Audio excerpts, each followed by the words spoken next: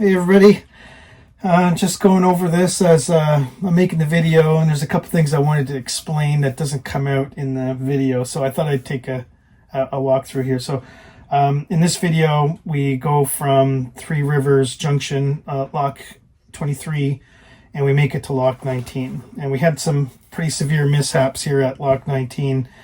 The boat got stuck, and then my buddy Mark's boat got stuck.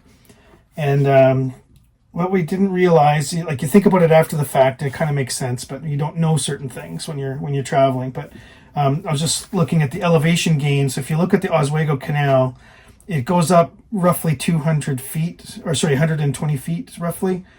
So you're going from Lake Ontario through the locks, and you keep rising up. And then Lake Oneida, it's about another 50 feet to the highest point in the Erie Canal. So I don't know what the total elevation is. That's less important. Just knowing that that's the top part. So the river flows against the top part, right? So as you approach and cross Lake Oneida, the current is going against us. It's going against us all the way down the Oswego Canal. And then it's going with us after the highest point, which is between Lock 21 and Lock 20. And then it's you go down to Lock 19 where we got stuck. So how we got stuck was, and this is, like I said, the most severe thing that happened to us. So I'll try to tell the story quickly. But essentially, they don't dredge until July. They open the lock system in May. So from May to June to July, they don't dredge at certain areas because they're worried about, the conservationists have convinced the lock authorities, or maybe ordered them to, I don't know, but not to dredge. And it's because of fish spawning. So they're worried that in these little creeks and things that there's fish spawning. If they go and dredge, they're going to disturb it too much, and then the fish won't spawn. So when we approached Lock 19, we entered 4 feet of water. My draft on my boat is 5.5 feet of water, and then Mark's draft was 5 feet 4 inches. So yeah, we both got stuck. Now, on my case, I managed to drop my dinghy, and then I put the outboard on it. And because of my davits, I was able to kind of forcibly wiggle the boat out by taking the motor in reverse out. And then I went back, I don't know how many feet, but quite a ways. And then, reattached everything. It took a couple of hours to do this. And then I was able to plow through it at 7 knots, like max speed, just going at it. And, my son said that, because we had the mast sticking out front, he said that when we hit the silt, it basically the mast hit the water. He said that's how far the boat dipped down in the front. But anyways, we plowed through and we made it to Lock 19. And then I sent everything over to Mark, and then he looked at everything, tried to understand where I went, where the shallowest part was, as explained to me by the people there. He went and got stuck. And it's not practical. Like 4 feet of water for a sailboat is just not practical. So we tried kedging, tried pulling him with the dinghy, tried everything. We couldn't get him out. He was under there's a lot of power in those diesels, and he couldn't get out. So we had to call Towboat USA, and then of course the lock had broke just then. So the towboat guy couldn't come from the closer location. He had to come from a way far place. So he had a 7-hour ride crossing Lake Oneida to get to us, to pull us out. So yeah, it was an adventure. So anyways, I just wanted to pass along that a little known fact is that if you're a sailboat, be wary that prior to July they don't dredge at these spillways. So wherever this river dumps into the canal, there's a little bit of silt and stuff. So you just want to go on the far side as much as possible, and that's what we were doing. But this one particular place at Lock 19, it's very shallow. And then when I checked Navionics, it did say that, and people complained about being stuck on Navionics. And also, like I said, a dam had broke. The water level was lower between locks. I think it was 17 and 16.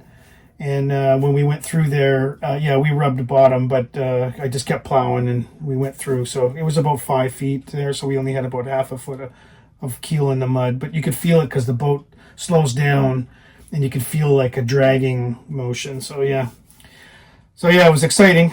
We sat at Lock 19, I think, for 3 days for getting unstuck and waiting for the lock to get repaired. Because, of course, the lock breaks as soon as we got unstuck, right? And then there was a boat that went through there the same day, and he was the last boat. Well, they had to get some guy and engineers to come from another lock who had more experience with that particular lock, understood how the weight or the gate valves worked or something. I don't know, but anyways, we're very grateful that they fixed it. We just would have been grateful if they dredged. Like, why did they open up the canal prior to making it efficient for any boat? So I guess if you got shallow foot, a catamaran went by and he said his depth reading was 3.5 feet where he went. And I was like, well, how do you get through there? So anyways, live and learn. Glad I made it through and tell the tale. I'm still alive.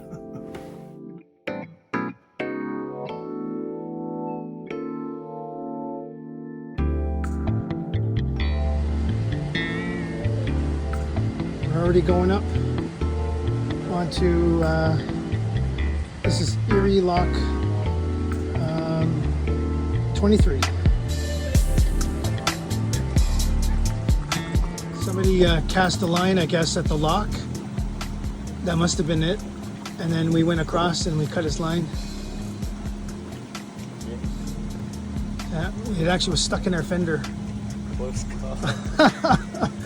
Well, I'm glad you caught that though, because that could have wrapped around the prop. Yeah. That's bad. Fishing line.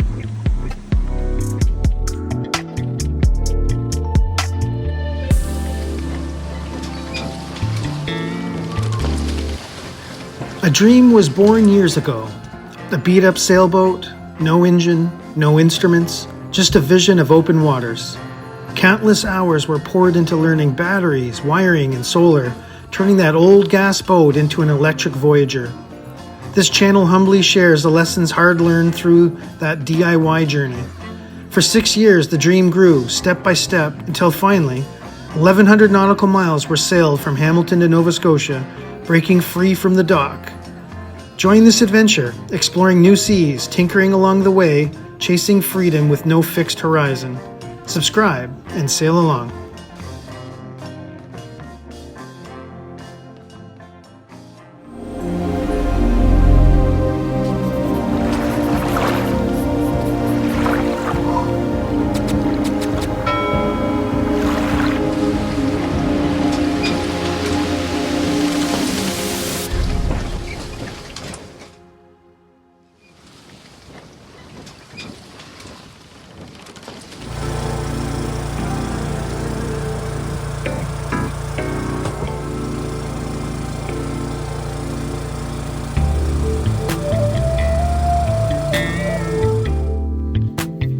Believe those are all flies on Lake Oneida. Unbelievable.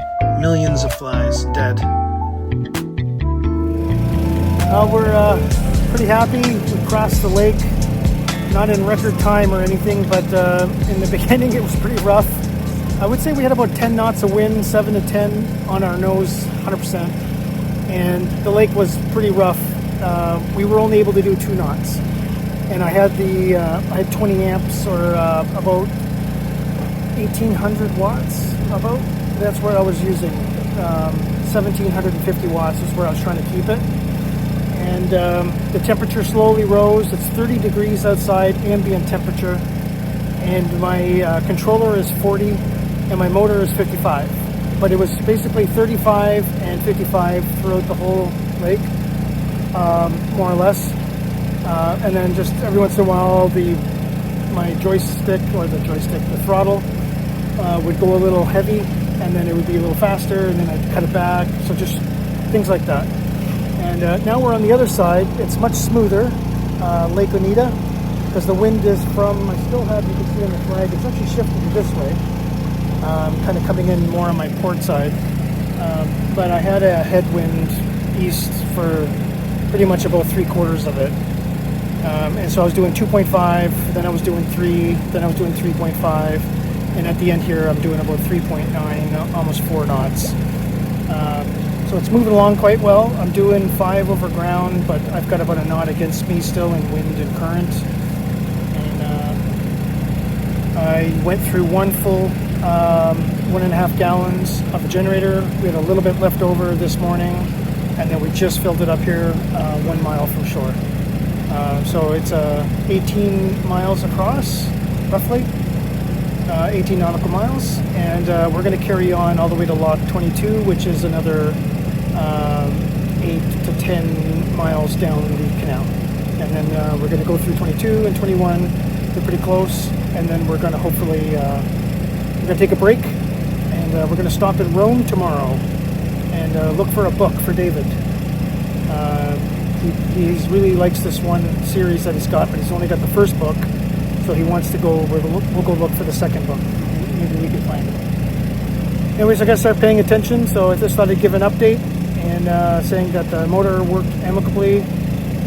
Still making the same noises, just doesn't seem to be getting worse or better, just making noises. This new controller, the Easy Control, I was very appreciative of the fact that I have connected with Bluetooth.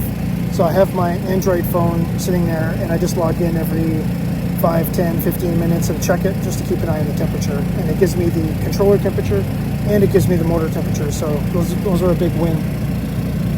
And out behind me, I've got Mark coming out on his Ericsson 35. So we're going to team up tonight, and we're buddy boating through the whole way. He's almost going my exact direction. So we're both going to the next place, Hoppino's, and we're going to be putting up our mast there once we kind of have an ETA. I'm going to give them a call and get on the schedule somehow. Beep beep. Okay. What was that? I don't know. Better get off and pay attention. It's a little busy over at this end. Alright, we're going in to the Erie Canal.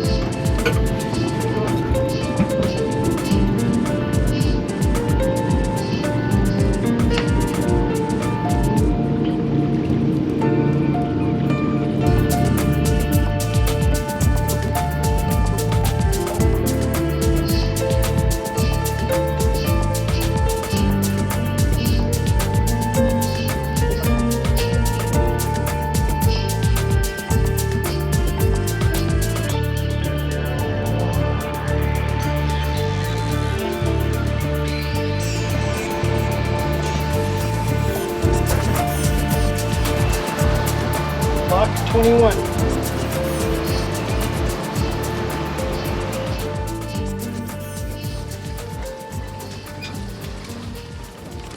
Got to figure that out on the way there, David. We're just leaving Lock 21. We tied up on the wall overnight, and it was very quiet. It rained, and it just stopped raining now, actually. So we had a good, what's it called? A good sleep. There was, I think we had 1 or 2 mosquitoes in the night, and that was it. We got a slight tailwind.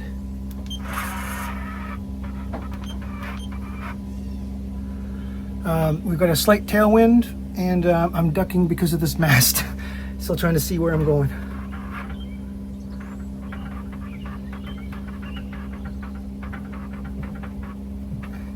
Looks like it's got us sort of straight. Going to be using about 1,1300 knots today. Watts, sorry. Yeah, knots would be great. And then Reno, we're doing 4.8 over ground. 4.8 knots boat speed, and we're doing 3.8. So we're going to hit 4 knots. Not fighting the wind here today. Which is great. So we're on our way to Utica, and then David's got to watch out for trees. I see one in the left there, and I'm going to try to keep us straight as an arrow until there's a boat coming. Then we'll have to hug the starboard side just a little bit. But wherever there's a spillway, that's really the big thing to watch out for, especially with the rain last night. But what happens is wherever there's a spillway, soot comes out into the canal. So you want to go over the opposite side, like kind of as close as you feel comfortable going. So that's kind of what we're doing today. It's kind of just meandering through the canal from side to side as we cross some spillways. But we're doing 4 knots over ground. So there's still a bit of current here, David, or something. So we're doing 5 knots and we're doing 4 knots over ground. So that's a lot of good progress today. We'll get to Utica's 18 miles, or Utica, and then we'll be 18 divided by 4 is roughly 4 hours. So we should make it there in about 4 hours. There's a potential of a storm this afternoon, so 8:30, 9:30, 10:30. We'll be there probably around 12:30, maybe 1 o'clock, so ahead of any kind of storm. So we're just going to keep an eye out and make sure we stay as much as we can in the center of the channel and be safe. Trying to stay in the channel. GPS keeps wanting us to go to the left. I know I keep pushing it right, but or the autopilot keeps moving us to port. But it's peaceful with the electric motor. Without the generator on, that's for sure. We're going to run it down to 90% like usual, and then put the Jenny on. And there's Mark coming up, holding up the rear. And Lock 21 behind us. We're heading over to Lock 20 in Utica. David's looking at the flies instead of for sticks. There's a horse fly like just chilling there. And I Get don't it, have anything. get it. I don't have Just hit it with your anything. hand. Wait. Your shoe? Yeah, you missed him. Oh, no, you got him. Look under your shoe. It exploded in half. You got him. That's great.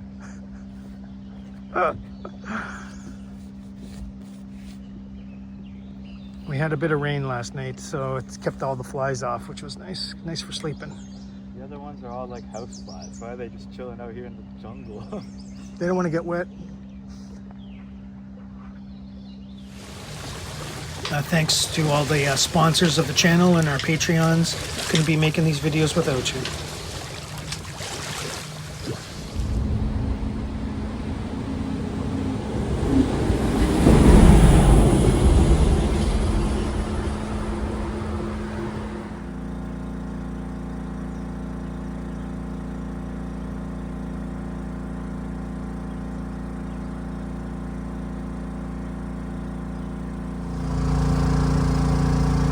Dredging right now.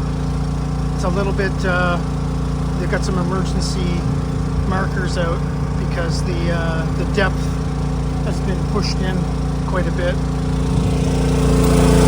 We're still seeing 14, so that's good on this side, but we got to be careful here. They even have another red one way out to the right side of that barge at the back.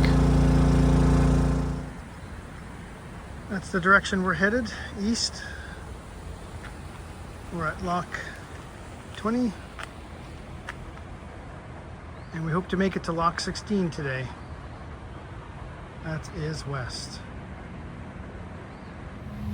So we're past Lock 20 and we're on our way. We're going to try to make it to Lock 16 today, which is 5 locks we're going to try to get through.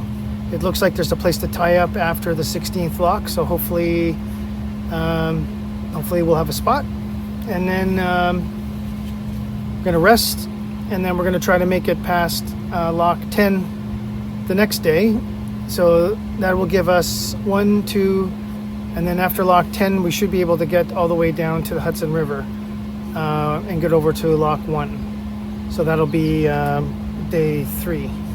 So we need 3 more days of motoring to get through the canal. So that would have made a total of 6 days.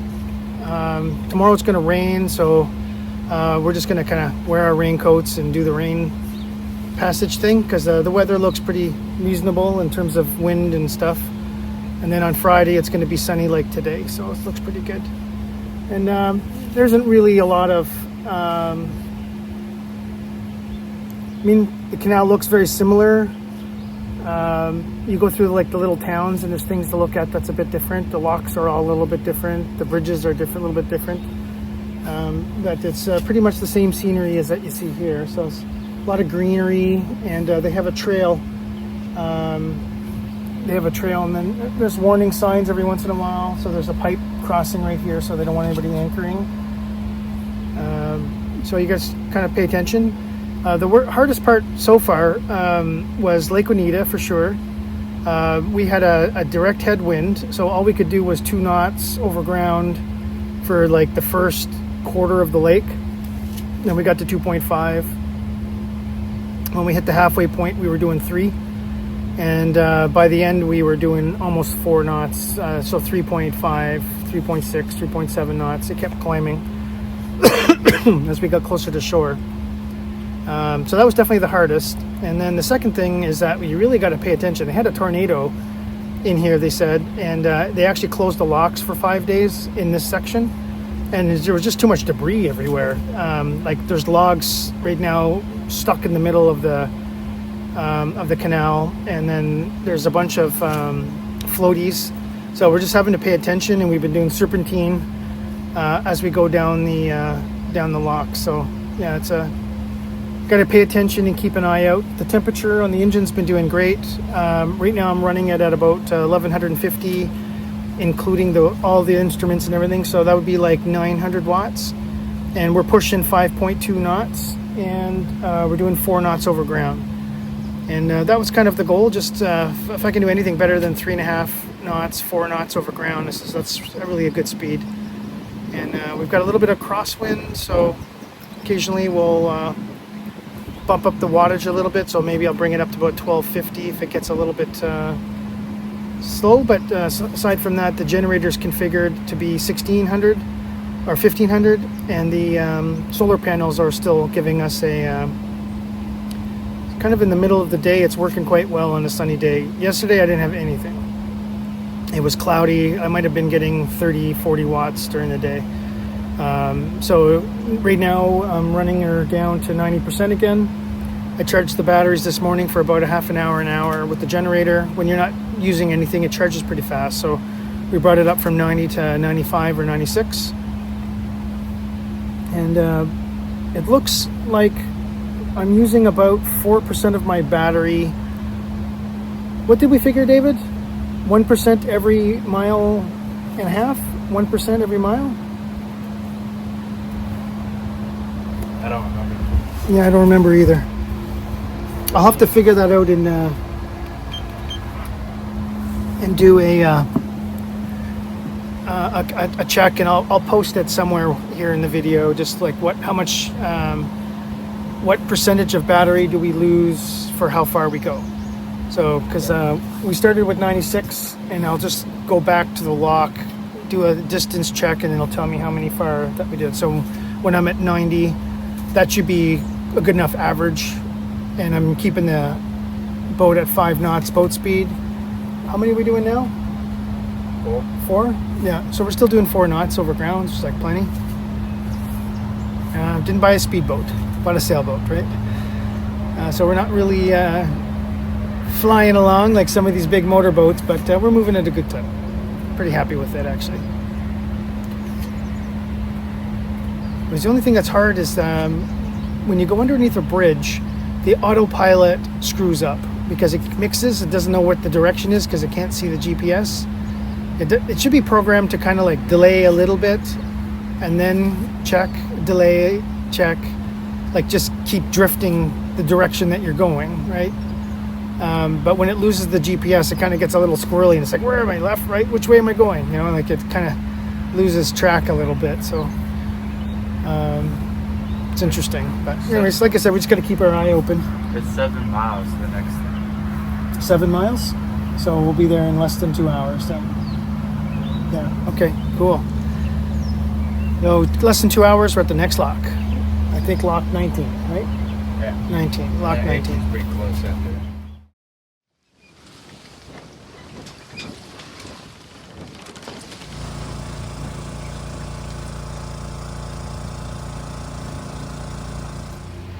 Well, we're stuck.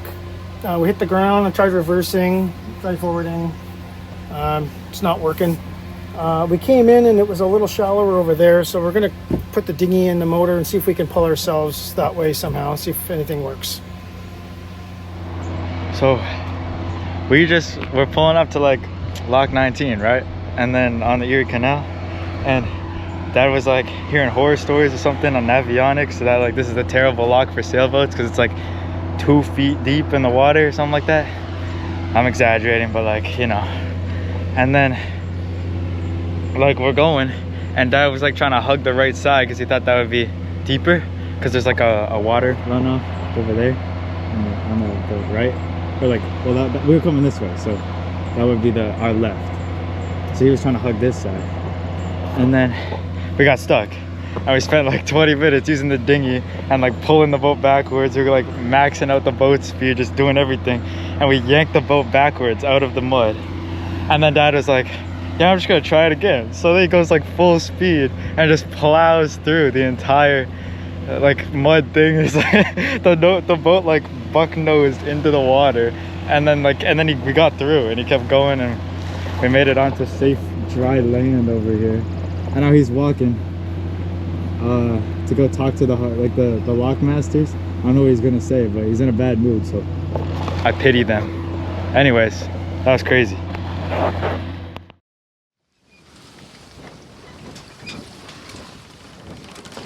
Mark's cruising through. He's gonna try. Please, please. Hopefully it doesn't get stuck. I think you're good. You're past where we got stuck. Hug the boys. Nice, you made it. Okay. Wait, he's still gotta make.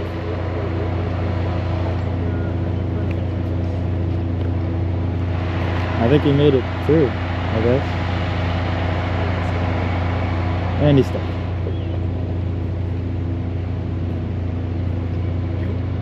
Need a hand? I can't see him, he's behind the bar.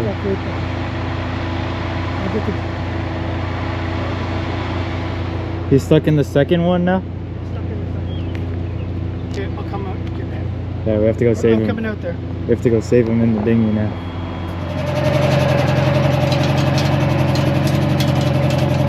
If he thinks that there's something that you can do, I'll come and get you.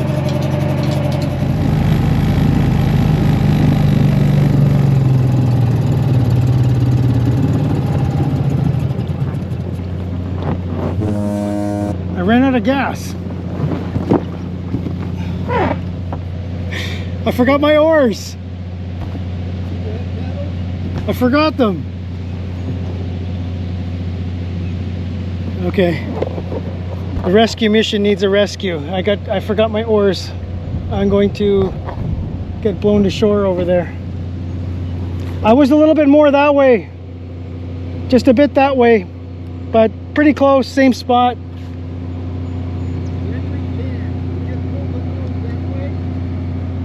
Okay, let me get back there. So Mark's trying to spin her around. I'm just idling here right now, and then I'm going to give him a try to pull him a bit this way. I'm just waiting for he's okay, but he is spinning it.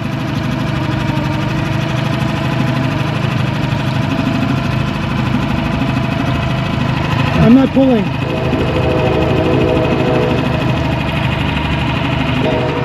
Well, everything we're trying is not working. We were able to spin the boat a little bit, but it doesn't seem like we're moving forward. So we're going to try, I think it's called kedging. So we're going to drop the anchor forward, and then we're going to see if we can just pull on the anchor. He's got a rope windlass on it, so maybe we can get a little tension on there and get it forward a bit. So we're just going to try to plow through. And then I asked David to come and give him a hand. Just extra pair of hands, extra eyes, something that'll help.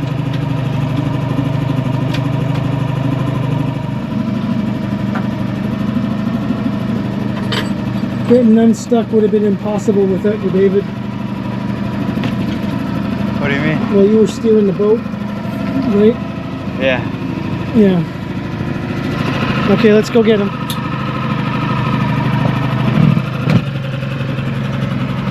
I asked the guys on the barge, but they're not allowed to help anybody. Why not? I guess Unions. union rules or whatever, yeah.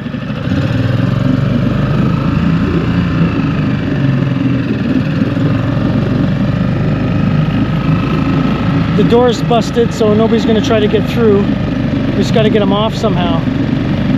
Did he like, does he like send out like an alert that the door's broken? I don't know. He turned around other boats, so he told them to go back. So we're gonna try taking his anchor out, and then see if we can pull ourselves forward through it. Because once he gets to the red buoy, it gets deeper, right? He's just stuck in that last lip there. You can see at the front of the boat, we've got 2 lines down, the anchor and a second anchor, and we're trying to get him out of the water. And yeah, it just does not want to budge. So we're going to take a break for a bit, go get some lunch, and he's calling for a tow. And then we'll have to have a Towboat USA guy come and help get Mark unstuck. We're very fortunate to get through here, but I didn't let up on the throttle, and I hit it at 7 knots, and I dragged down. I got down to 2 knots, and then I got through it. But it was 4 feet deep here. It was basically plowing through mud. It was gross. It was awful. We said a couple Hail Marys on the way through and finally made it. So thank you, everybody, the big man upstairs. All right, we're gonna go get some lunch. We didn't give the guys back their money. Yeah, we'll have to run it by.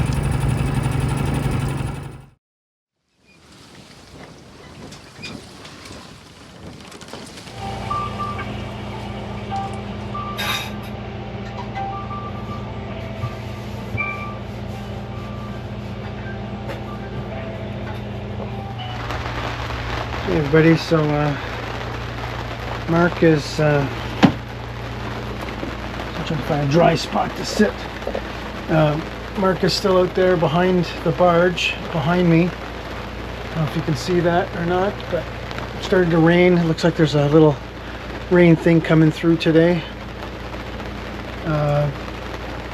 We're just going to sit it out for a bit. We're waiting for Towboat USA to show up to help Mark get his Ericsson 36 off the bottom. He's got 5'4" draft. He's even just a little bit less than mine. Mine's 5'6". But he's 18,000 pounds and I'm 12,000 pounds. So maybe that was the difference in the power. And he said he slowed down a little bit once he made it through that bump. So he's stuck on the second bump. And yeah, that's the one that took me down to 2 knots. The first bump I got through fairly easily, but the second one was really hard, was a heavier hit.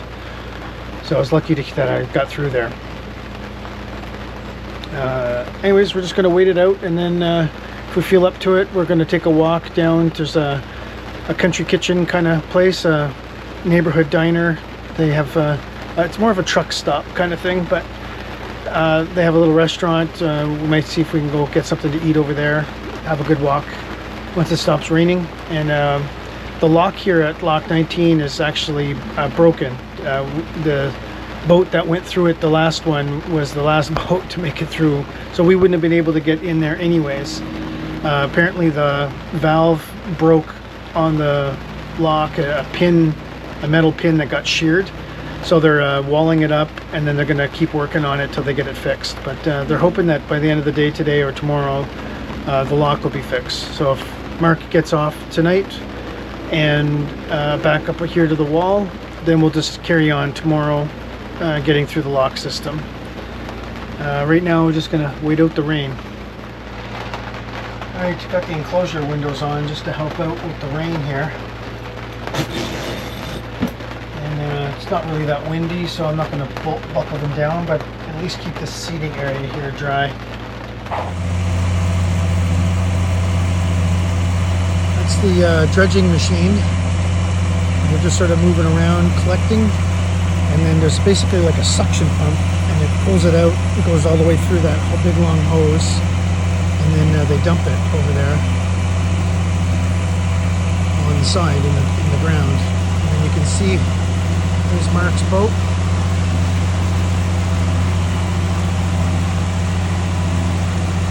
I think I saw him in the water there paddling. So hey, I can see Mark's boat now over there.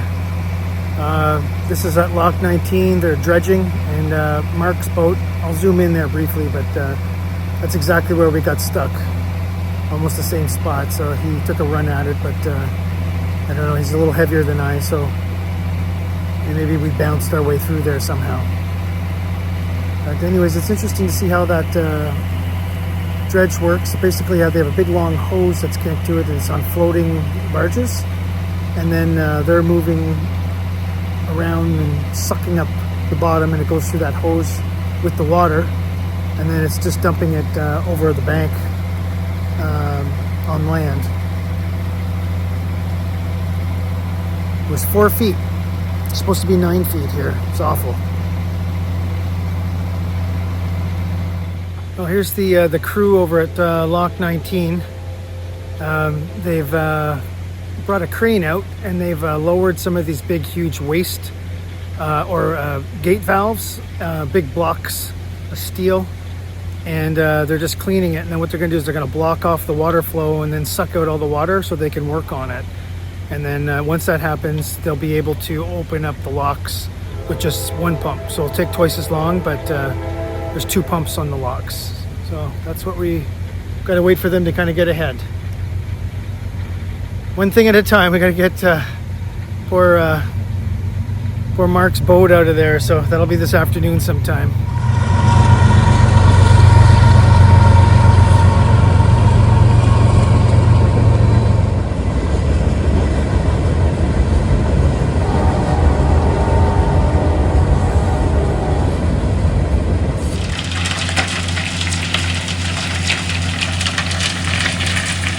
A lot of little rocks in there, eh?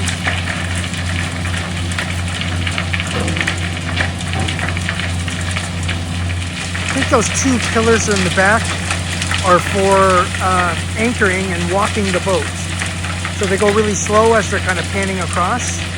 And they lower one, and then the boat shifts a bit, and they lower it, and then they raise the other one, and the boat shifts a bit. I think it's how they kind of walk it across.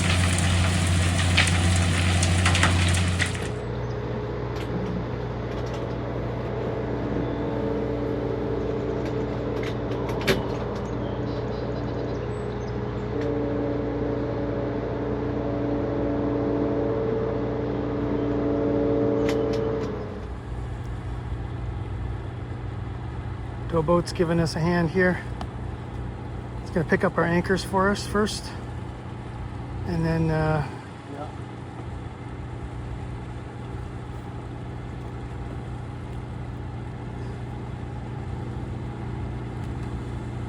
he's got a bit of a better deck for us than the little dinghies we've got, so he's got way more leverage. Yeah, I just got to break the suction, eh?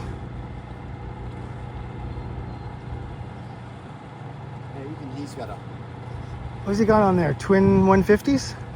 Yeah, 250s. 250s? Oh wow, okay. 700 horses right there.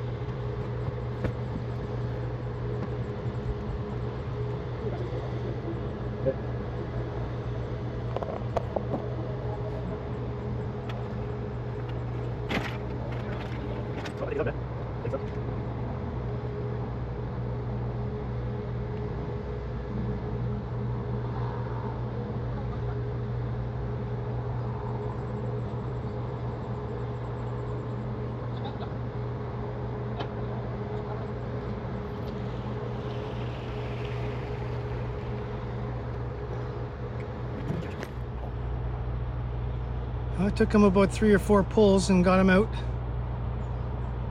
Towboat US has, this guy has twin 150s in it, so lots of power.